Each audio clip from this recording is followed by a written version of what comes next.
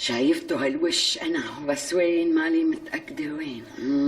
لك هي بذاتها يا جماعه الخير لناديلها واستفسر منها لشوف شو اصلها وشو فصلها، ولو اني انا متاكده انه حتنكر اني انا بعرفها.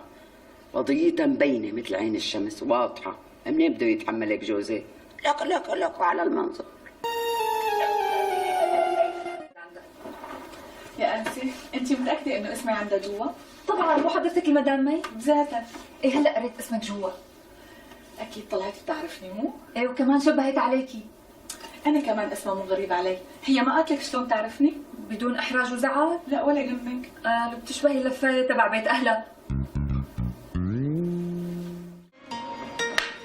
لك يبعث لي حمى، مثل ما بيقول المثل بيخلق من الشبه 40. لا تاخذيني عدم مؤاخذه.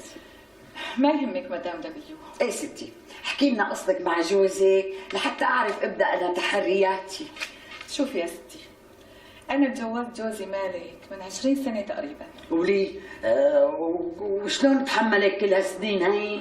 عفوا مدام ايش قلتي؟ بقصد يعني خيطو شلون انت قدرتي تتحمليه كل هالسنين هاي؟ اخ يا مدام، ظروف ايش اساوي؟ ايه طيب حبيبتي، بعت لي حما نسيت طالع المحضر مشان ابداءنا. ايه ستي هاتي لنشوف من اول السيره كيف كان يعاملك.